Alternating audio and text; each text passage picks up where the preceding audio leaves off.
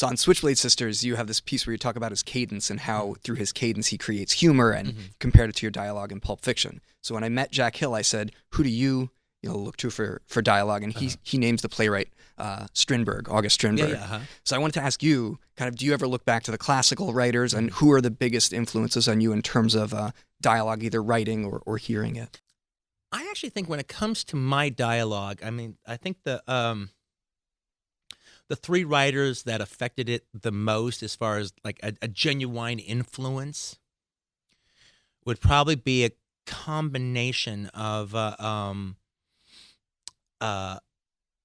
Elmore Leonard, David Mamet, and Richard Pryor.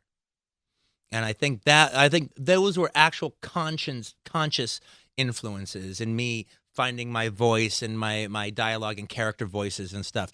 However, while this other person wasn't an influence, and even to this day I don't really consider him an influence, when I watch some of this material, I do recognize a similar aspect to their dialogue is somebody like Paddy Chayefsky.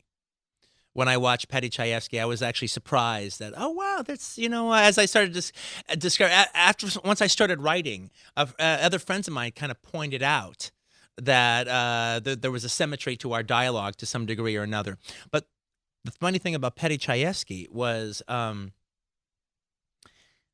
it was almost via Paddy Chayefsky that I actually realized that I actually was a pretty good writer, and maybe want to think about exploring this a little bit.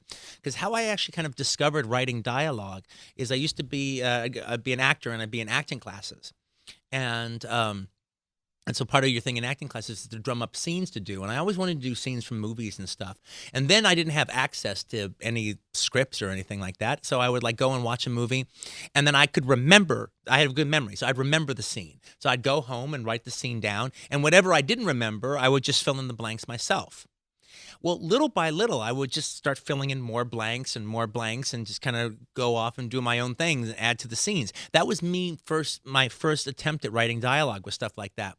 And I had forgotten I was doing a scene from Marty, Paddy Chayefsky's Marty, in class. And I was talking to the guy I did the scene with, and he goes, I mentioned what I just mentioned. He goes, "God, Quentin, you're as good as Paddy Chayefsky." I go, "What are you talking about?" "Well, remember when we did Marty, and all of a sudden there's this monologue about the fountain?" "Yeah."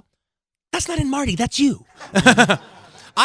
You gave me your handwritten version. I actually have Marty at home, and I go, there's no fountain, there's no monologue about a fountain in this scene.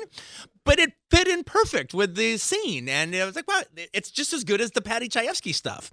And it was him. His name was Ronnie Coleman, and when he said that, it was like the first ding, little tiny dinner bell, like the one around on the side of a table, ding, ding, ding.